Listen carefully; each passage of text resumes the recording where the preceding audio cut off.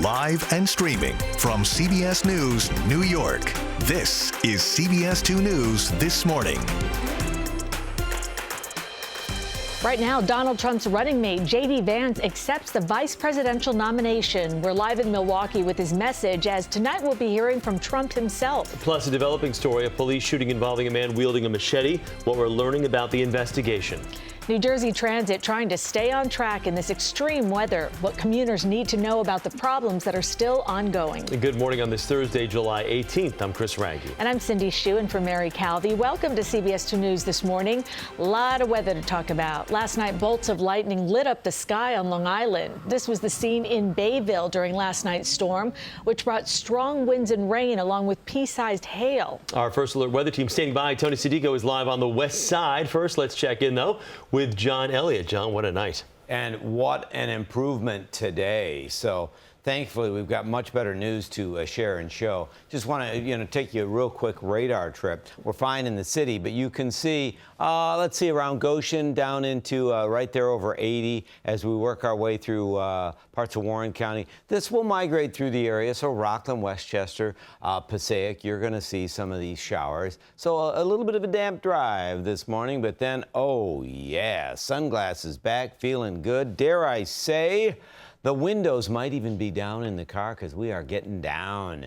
From Tuesday at 94 to 84 tomorrow, wonderful little slide. Tony's going to talk more about the day-to-day change and what we can see during the course of the day today. Really nice over the next few. We'll have more of your forecast in a bit. Right now, they're going to send things back to Chris. John, thanks. Let's get a check your First Alert traffic right now with Guy Stanier. Guy? Good morning, Chris. We're going to start in Old Westbury. Construction has all lanes closed on the westbound side of the LIE between exits 39 and 36. All traffic is being pushed to the service road. No major delays through the area. An update for New Jersey Transit. Due to the excessive heat, NJ Transit experiencing rail equipment issues. The agency is saying that select trains will not operate today and tomorrow. Check your train before you head out the door. Christina Fan will have more on this in just a moment. We do have problems for LIRR. Riders on the Port Jefferson branch can expect delays and cancellations due to signal problems caused by a downed tree that took out some electrical wires near Syosset. Alternate side parking is in effect today citywide. Chris and Cindy, back to you. Guy, thank you. NJ Transit riders are bracing for another day of delays and possibly more cancellations. The agency has warned commuters to expect service disruptions due to equipment issues. CBS News' Christina Fan joins us live from Secaucus with more on what you can expect today. Good morning, Christina. Well, Cindy and Chris, NJ Transit is blaming these issues on excessive heat, but passengers want to know why other rail lines across the tri-state area also experiencing this oppressive weather don't appear to be having the same problem. The transit agency says it's experiencing issues with its air conditioning units and other electronic components on its trains, and it will likely take until this weekend to fully repair and restore. As a result, dozens of trains will not operate or will be combined with other trains, and some will have to make additional stops. Officials say to minimize the impact on customers, trains were strategically selected across multiple rail lines at different times of the day to ensure no one rail line is disproportionately affected. Every line except for the Atlantic City line is impacted this morning. Riders who have been taking NJ Transit for decades say these frequent breakdowns suddenly started happening in the last few months, and they want to know why. It was late, then they kicked us off in Newark, caught another train to come into the city. It's been the same issue, different reasons, but for like the last 3 weeks. You expect if they're going to raise the price that the service be reliable. Transit leaders say maintenance crews are working as quickly as possible to complete necessary repairs. A full list of affected trains, there are about 40, can be found on the NJ Transit website. We requested an interview with transit officials, but were told they had no one available. One board member did tell us there will be a meeting next Wednesday where this issue will be addressed. Reporting live from Secaucus Junction, Christina Fan, CBS 2 News. Christina, thank you. Developing this morning, the NYPD says a man wielding a machete was shot by police in the Bronx. It happened last night, just before 11, on 3rd Avenue in the Mott Haven section. Investigators say the officers were responding to a 911 call about a domestic disturbance. Chief Ben Gurley describes what happened once officers arrived on the scene. the male produced a machete where one of my cops discharged a taser to try to deter the male from using the machete. And then one of the other cops, when the taser wasn't successful, fired one round from his 9mm handgun, striking that male in the left arm. 4-year-old man was taken to Lincoln Hospital in stable condition. Police say this machete was recovered at the scene. There is no word yet on official charges. It's the final day of the RNC, and tonight former President Trump will accept his party's nomination and give his first speech since the assassination attempt. Last night we heard from Trump's running mate, Ohio Senator J.D. Vance. CBS2's Sabrina Franza live in Milwaukee with more on what went down last night. Sabrina?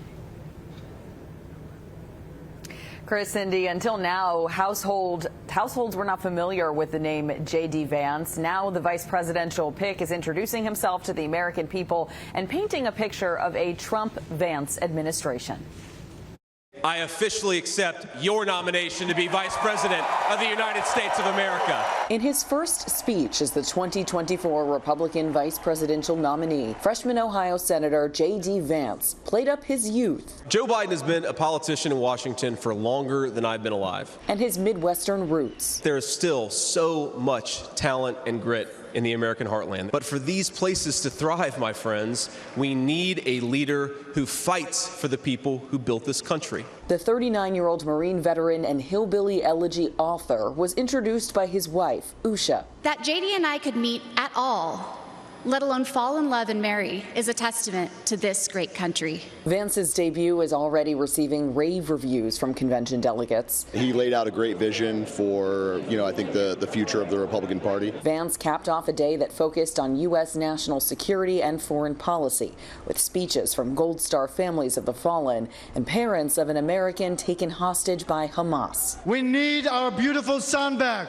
Tonight, former President Trump will officially accept the 2024 Republican nomination for president in his first public speech since surviving an assassination attempt last weekend. A lot of people have put my grandpa through hell, and he's still standing. Trump has said tonight's speech is a chance to bring the country together. Former President Trump's speech tonight is expected to be a more toned-down version of the one he had originally written to reflect the assassination attempt last weekend. Tonight's theme, Make America Great Once Again. I'm Sabrina Franza in Milwaukee, CBS 2 News. Sabrina, thank you. Today is the last day of the Republican National Convention. And a reminder, CBS News will have live coverage tonight beginning at 10 p.m. Now to the latest on the attempted assassination of Donald Trump. Secret Service Director Kimberly Cheadle got an earful from Republican lawmakers, including Senator Marsha Blackburn last night at the RNC in Milwaukee. The senator posting this video. Stonewalling attempt. You owe the people answers.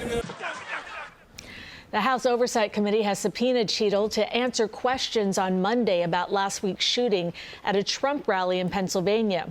A local law enforcement officer tells CBS News a sniper from a local tactical team at the Pennsylvania rally took a photo of 20-year-old shooter Thomas Matthew Crooks and called for backup on Saturday.